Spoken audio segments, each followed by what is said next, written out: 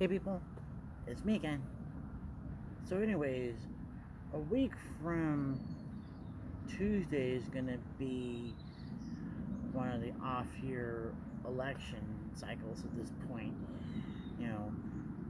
And although here in California we have the special election, and then of course the gubernatorial elections in Virginia and New Jersey, and then even like the New York mayoral election and any other mayoral elections around the country is another thing.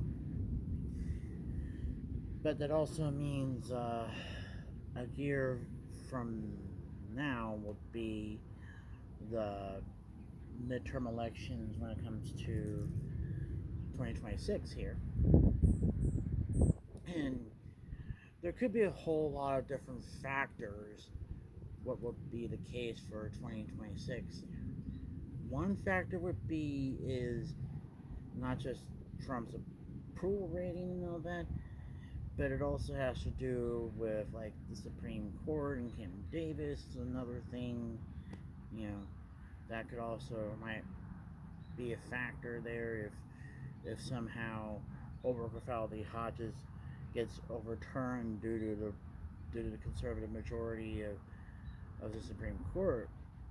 But then it could also spell more backlash against the Supreme Court because there was already a lot of backlash when it came to overturning Roe v. Wade, and so they may not even really try that, even think about that, because and the fact is there's going to be more calls for reforming the Supreme Court, whether it's putting term limits or putting mandatory retirement ages, as far as like how they have it over in Canada is one thing, where the Canadian Supreme Court, the justices have to retire at age 75, regardless if they're the Chief Justice or what they call the puny justice, but it's another way of saying like associate justice. But they almost have like a similar process there,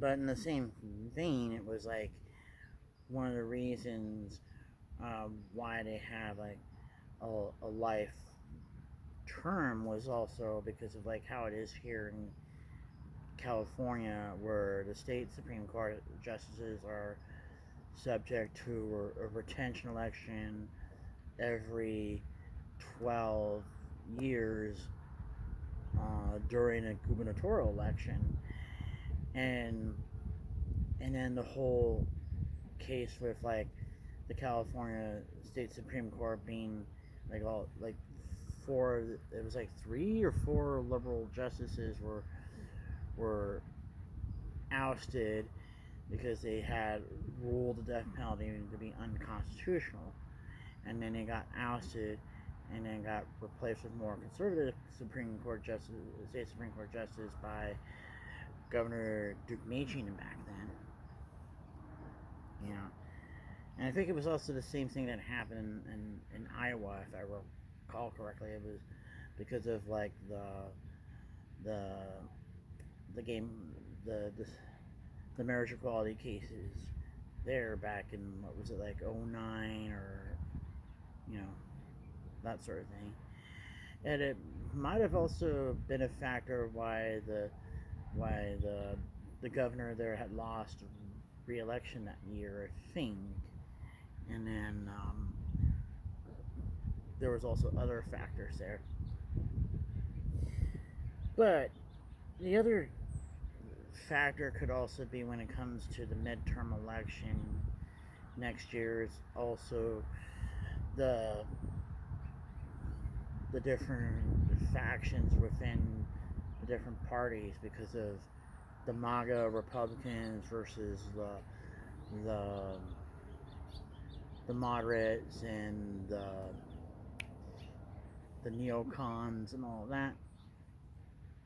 or the case with the I mean you can still call them like Occupy Democrats slash the Bernie Sanders and AOCs of the world were like on one different faction. Then we have the the moderates, and then the neo-libs of that sort.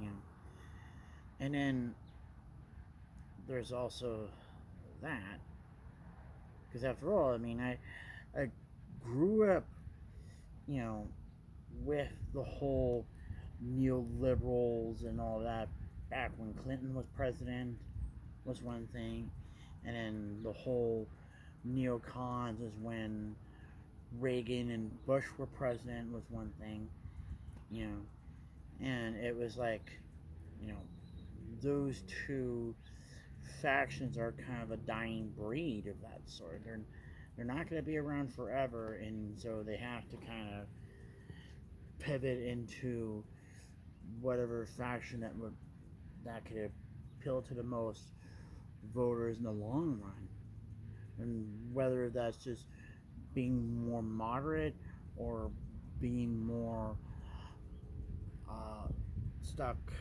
ideologically, you know, hardlining and all that is another thing. And then the fact that what I would say then on is also it's Gen Zs. You know, you can't really just assume that Gen Z is all liberal socialists or whatever it is. That's not really the case at all. You know, because there's plenty of people who are Gen Z that ended up voting for Trump last year. You know, because of whatever beef that they had with Biden and the Democrats in the last 5 years because of the pandemic and all of that, and then especially when it comes to any of like the state gubernatorial elections is another thing, because after all, here in California, who's gonna probably most likely went out in gubernatorial election, whether it's gonna be Katie Porter throwing her hat in the ring, or Eleni Kolonakis for lieutenant governor throwing her hat in the ring for governor, or somebody else. Because as far as when it comes to the Republicans, they have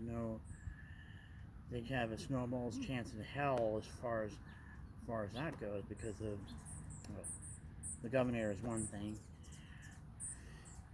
there's another thing there, but and then depending on like any of like the U.S. Senate elections is another thing that I probably will talk about later on. So, anyways, I guess that's probably it. So, talk to you guys later.